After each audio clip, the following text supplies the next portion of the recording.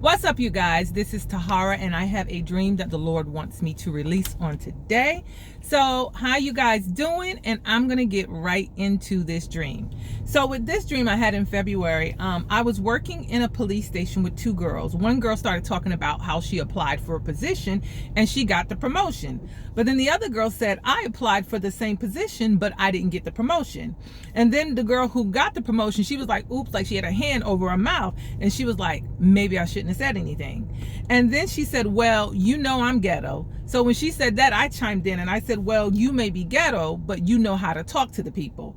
You may be ghetto, but you know how to communicate with people. And that's why you got the promotion. That was the end of the dream.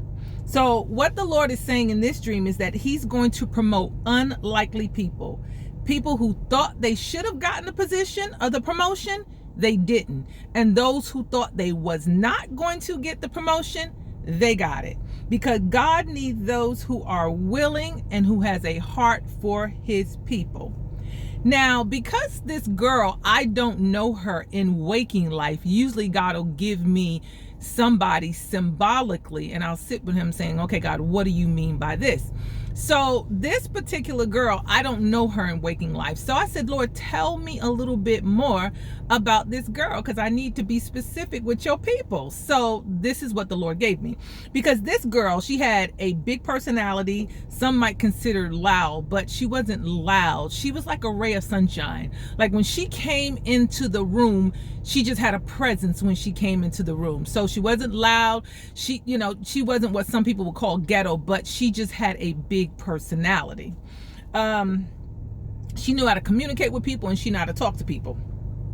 So this is what the Lord gave me. The Lord highlighted Elijah and Jehu, and he gave me a few scriptures. So in 1 Kings chapter 19 through 2, this is the Message version.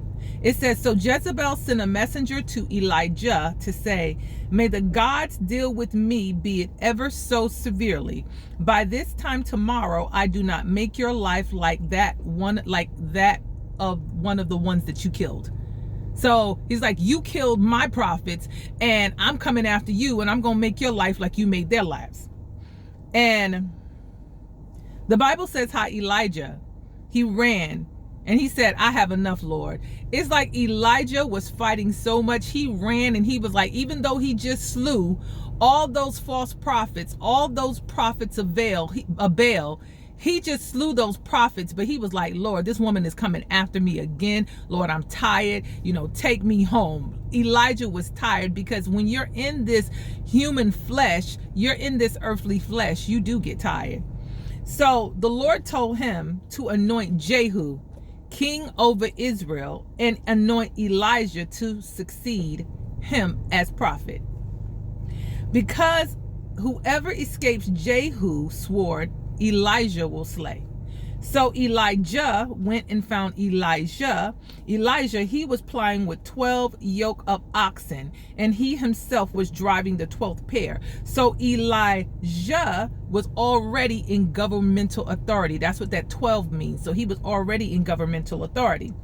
But Elijah sent another prophet to anoint Jehu, because Elijah was taken up into heaven with the chariots of fire. Now in 2 Kings 9, it says how the young prophet came to anoint Jehu. In verse 5, it says, when he arrived, he found the army of officers sitting together. And he said, I have a messenger for you, commander. And Jehu said, oh, which one of us? Because we all commanders. Just like in the dream, in the police station represents authority. So Jehu said, which one of us? Because we're all commanders. And he was like, for you, Jehu. So these men that were sitting together, they were already in governmental authority. So the young prophet said, I have a message for you. So Jehu, in chapter 6, it says, Jehu got up and went into the house. And when the prophet poured the oil on Jehu's head and declared, this is what the Lord, the God of Israel, says, I anoint you king over the Lord's people, Israel. You are to destroy the house of Ahab, your master.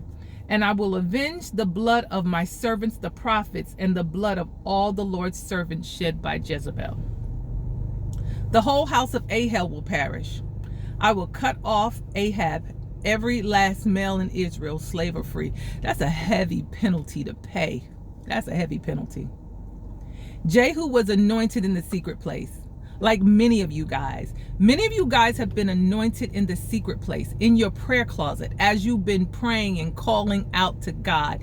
Many of you guys have been anointed in the secret place. And because you've been anointed in your secret place, you have become a commander. You have gotten into your governmental authority.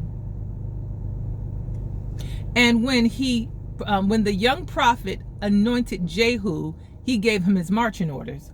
So then in 2 Kings 9:18 through 20, this is the NLT version, it says, the horsemen rode off to meet Jehu, because Jehu got his marching orders and he was going straight towards the gates of Jezebel.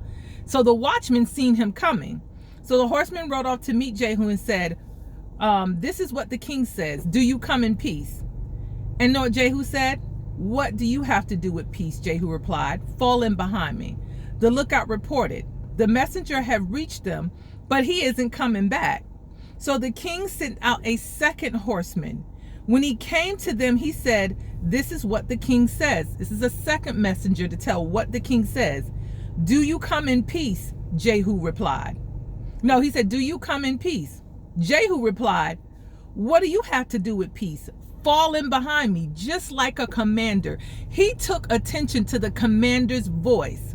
The lookout reported, he has reached them. He said, oh, the second one you sent out, he reached them, but he isn't coming back either. The driving is like that of Jehu, son of Nisi. He's driving like a maniac. He's driving like he ghetto. He's driving like he means business. He's driving like he got some business to take care of here. So yeah, he a little ghetto.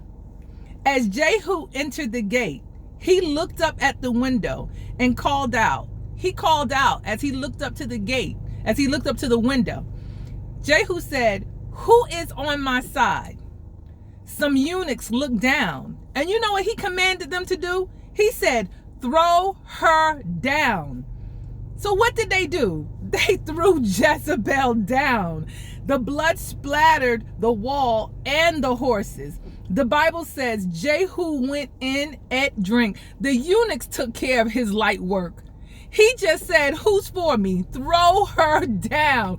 The eunuchs, the ones who were dismantled, the ones who was touched by Jezebel, the ones who she messed up their private part. They threw her down from the command that God gave Jehu to go and storm the gates.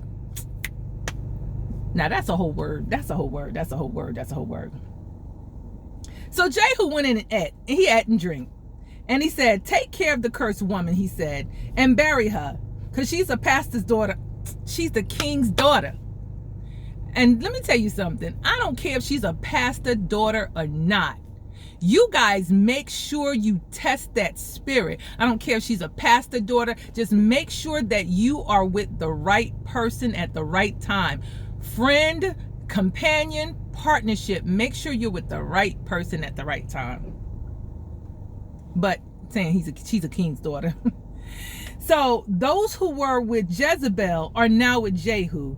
Jehu was winning souls. He was winning souls for the lost. He was taking people from the enemy's camp and bringing them over to God's camp. The Lord is raising up Jehus. These are the bold evangelists with a prophetic gift. They're coming with power and authority of God. These Jehus are the one who will storm the gates of the enemy to go get the lost.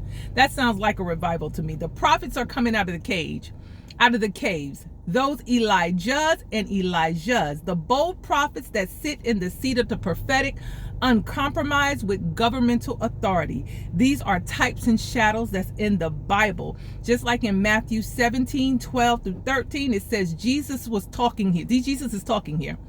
It says, but I tell you, Elijah has already come in the spirit, and they did not recognize him, but have done to him everything they wish. In the same way, the Son of Man is going to suffer at their hands.